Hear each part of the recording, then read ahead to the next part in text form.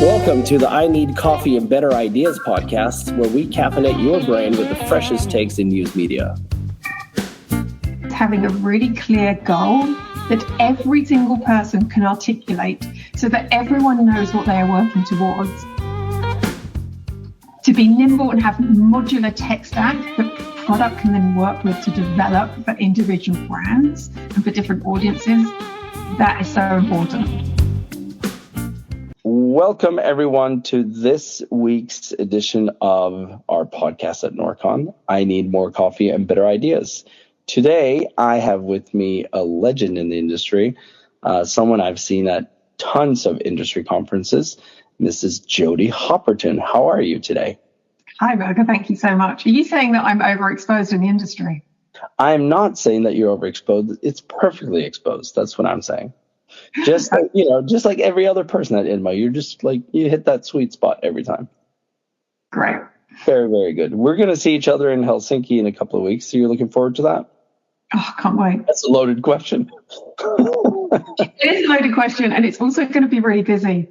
But there's so much great stuff happening that I am really looking forward to it. And I work remotely, right? I'm doing this from my home office in LA. And so actually spending a few days with people that I speak to like you over Zoom is so nice to actually connect in person with. So no, it's super energizing. It will just be exhausting at the same time. Yep. I'm there for the whole week, flying in Sunday, study tour, and then the conference and, the whole shebang. So I can tell as a technology partner or vendor, it's also a pretty long week, I can say, with some evening activities from time to time. So we always start off with, the same question, how'd you end up where you are today? What's been your journey, Jodie? Non-linear, I think, is the short answer. I've been in the news industry for more than I should probably admit, like a good 20, 25 years. So I started out in the UK at the Daily Mirror, which I loved. And I ran interactive with a couple of colleagues. I ran for the nationals. I had a colleague running for the locals. And it was really interesting. It was mobile before there was mobile, right? Before iPhones, we ran things like SMS competitions. Oh, I remember those. We ran fantasy games back in the day when it was premium rate phone lines. So all kinds of different things. And what I kind of didn't realize then, there was a lot about relationships. There was one foot in business, one foot in editorial. So I kind of like to say I was a product person early on before I actually went into anything to do with product. But I've been pretty lucky. I also spent some time at the New York Times. I was there for almost 5 years, living in Paris, running syndication and licensing in Europe. Super interesting. I got to travel. I got to meet some amazing editors, some amazing people all over Europe. And Paris is obviously a great city. And what I'm now realizing is that foundation is really great for what's happening with AI and content and licensing right now. And then I've been with INMA for 4 years. I've had some time at startups before that as well. So I've kind of flexed the corporate muscle, the startup muscle. And what I've discovered is that I think I'm an association person. I love connecting people. I love learning and talking to people. So I feel very privileged that I get to speak to smart people all day, every day, and pull together those threads, right? And just help our members figure out what's next. What are the things we should be doing? Can we learn from each other's mistakes? And that's super interesting. Totally. We're going to revisit that in half a second. I'm going to backtrack a little bit there because you've been at both corporate and startups.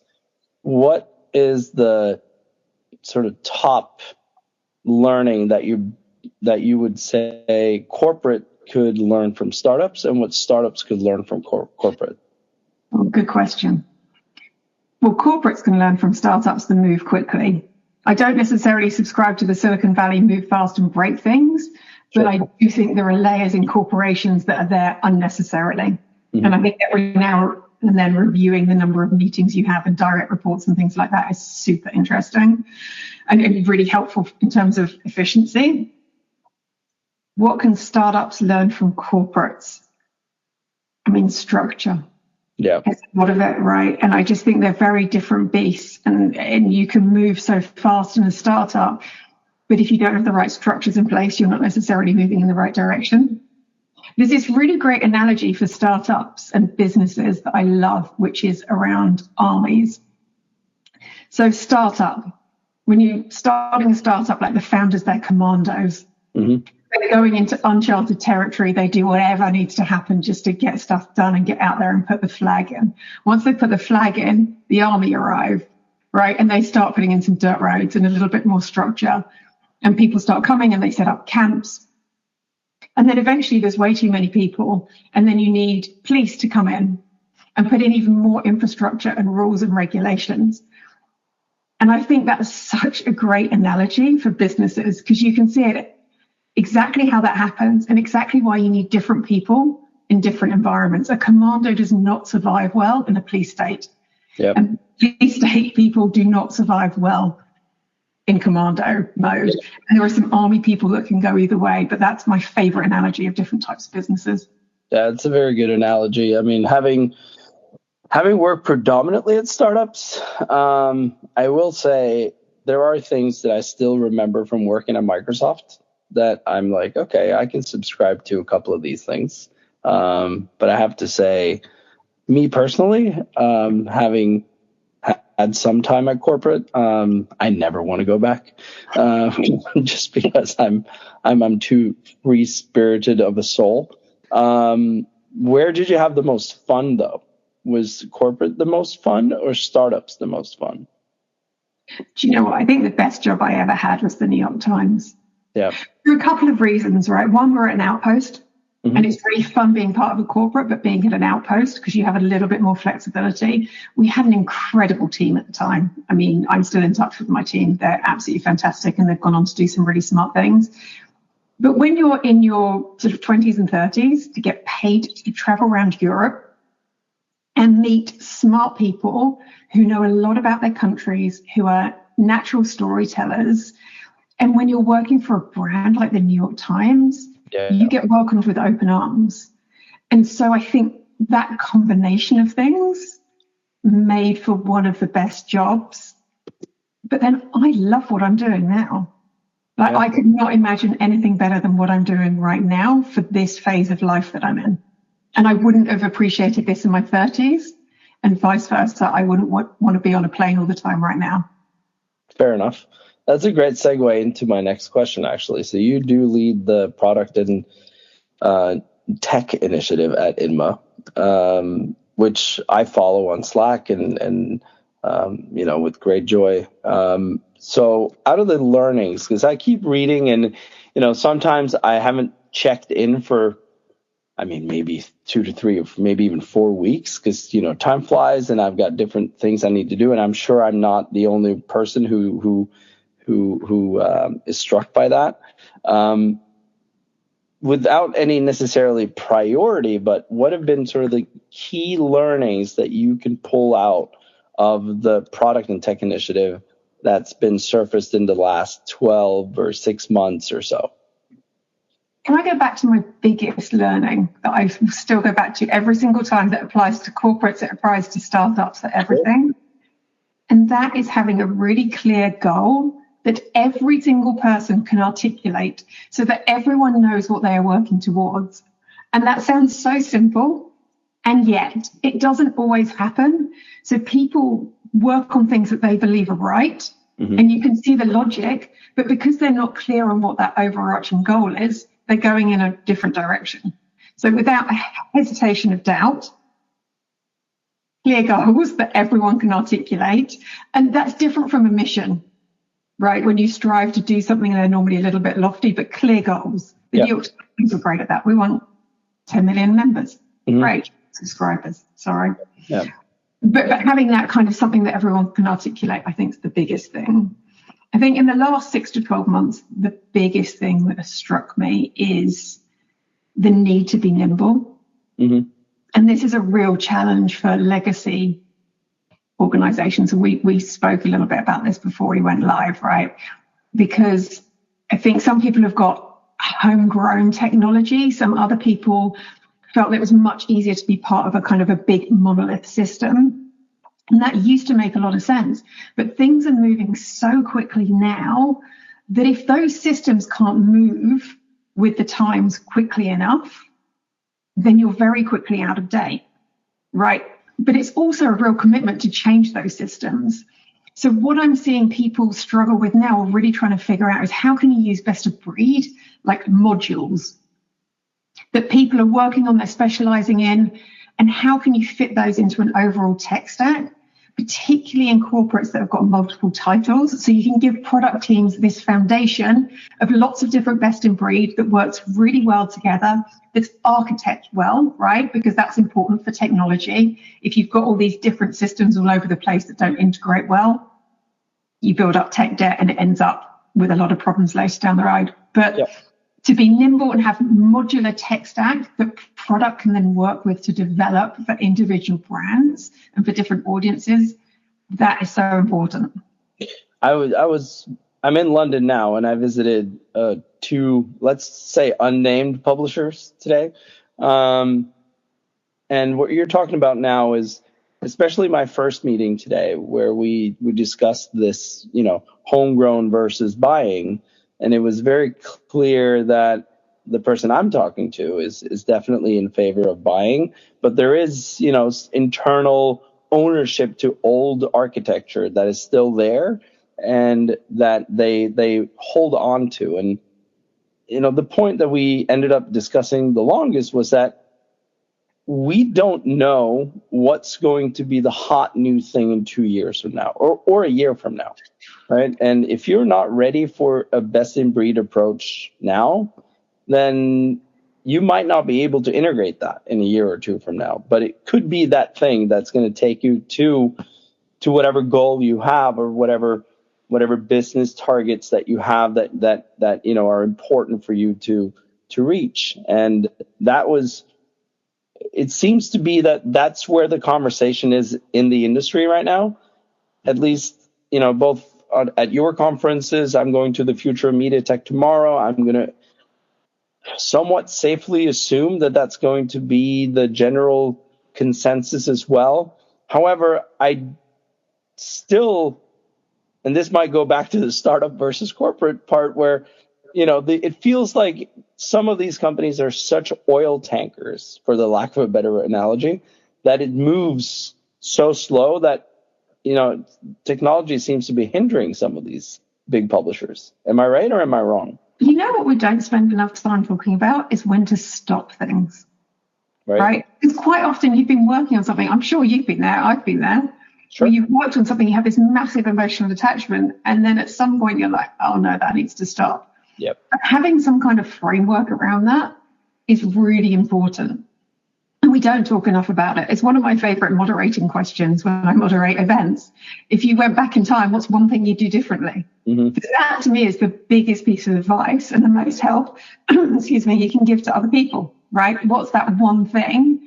Well, Jodie, what's that one thing you would do if you could go back in time and change?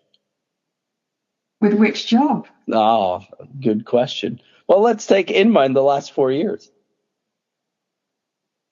I think I would have integrated tech into the product initiative earlier on. I think we really focused on product, and maybe that was right at the time because it was still relatively new for many, and for some organizations it still is. But what I realized after a year or two is product and tech are so tightly interwound that you can't really have them separately. And we struggle with that now. Well, not struggle, but we've got these great initiatives at INMA and they all overlap. So this is things, we have really heated debates between the initiative leads in a really good way about how to handle things or what's going on. So last month we had our CEO offsite in Vail. And as we were programming that, we had proper debates. What are the most important issues for CEOs and C-suite right now? How do we cover that? What's the most important thing? If we've got people in a room for 2 days, we want them to maximize their time there. What does that look like? And that makes it really strong because we've got people looking at subscriptions, at advertising, at Gen AI, and newsroom transformation, and those coming together, I think is really important. Can I come with a suggestion? Tell me. Next time you do your thing in Vail, can you do it in the winter? Please. I'm not a skier. I am. I will never be persuaded on that. Fair enough. Sorry. All right. We have to wrap up soon, but I got a couple of other questions. So, what are you most looking forward to see happening in the newsrooms in the next couple of years? Do you think it's the Gen AI discussion? Is it the tech best in breed? Is it bringing subscriptions into everything that I keep hearing from a lot of publishers, that they just have to keep coming up with new strategies? Or is it something else, or a mashup of many things? What are you most looking forward to see happening? 100% AI. Yeah. But it's not. AI is such a massive topic, right? We kind of talk about AI, but really, there's business efficiencies, there's new products and how products are changing, and there's LLMs and our relationships with them. And those three overlap a little bit, but they're all quite different. The thing that I'm obsessed with at the moment, and I'm going to spend the next kind of 6 to 12 months looking at, is how are consumer habits changing and how do we deal with that?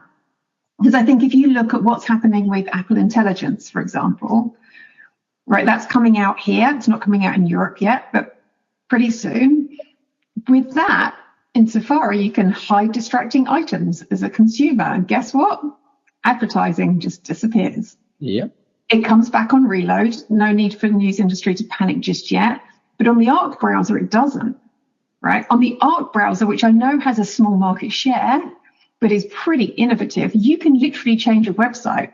So I can go onto any website. So you're in the UK at the moment. I can go onto the FT and say, I don't like that salmon pink that your entire brand is built upon. I'm changing it to blue. And I don't like the font. And these sections of the website aren't interesting. And I can customize it. As a consumer, I think that's great. Will people do it? Maybe, maybe not. Right? The fact that Apple are using the terminology hide distracting items, right, I think tells us a lot. So in a positive way, I think that's great for news organizations because it's going to force them to declutter the experience and focus on the consumer experience. But this is probably the biggest challenge that we've faced yet, because Google, Apple, the big tech companies are creating such incredible consumer tools that they are going to own more and more of the relationship with the consumer. And we need to step up right now to change that experience and make sure our experiences are really good, that we're building direct audiences, that we're engaging them, and that we're really delivering on what they want and understanding those different audiences. So as with most things, the biggest opportunity is the biggest threat, right? But there's a big change coming, and I'm super excited about being in California and trying to help with that, right? Try and build relationships with the LLMs and the tech companies, understand what's happening, and feed that back to the news industry, because that we're at a monumental time with AI and how it's changing consumer behaviors. Oh, for sure. We see that every day as well, working with our customers. It's at the top of the agenda with many of them, at least. And we had one meeting, again, with an unnamed publisher that is they've had a look at what we're working at Norkon, and they're dying to be a part of it just because they want to try and see if it can change some of the processes that they have on their side and see if it can change the customer experience that they have. There's a lot of experimenting that's going to be happening over the next few months and years, and I'm also very excited to see what's going to happen. So wrapping up here a little bit, we always ask the same question to every interviewee, and that is, how many coffees do you have per day, Jodie? I have 2 to 3 cortados a day. 2 to 3 quartiles, is that what you said? Cortados, yeah. I like to think British way of answering that question. But it's 3. It is mostly 3, but always before 12. Yeah, good. Nothing after 12? No caffeine after 12. Good. I wish I was as diligent with my coffee as that, but I have to admit sometimes I do have a good coffee at 3 p.m., which I know is not good for me at all. Living in California, living in LA specifically, there's such an emphasis on health. Like, I have green smoothies in the morning. I've just turned into this ridiculous person. I'm British. I should be going to the pub after work, but no. I now drink coffee before 12 and drink green smoothies, because that's what happens when you move to LA. Good for you. Maybe that's a message in here somewhere that we should be looking into. All right. Well, thank you so much, Jodie. And I am very much looking forward to seeing you in a couple of weeks in Helsinki. Until then, good luck with everything, and we'll talk soon. Always a pleasure to chat, and look forward to seeing you very soon. Cheers, Berger.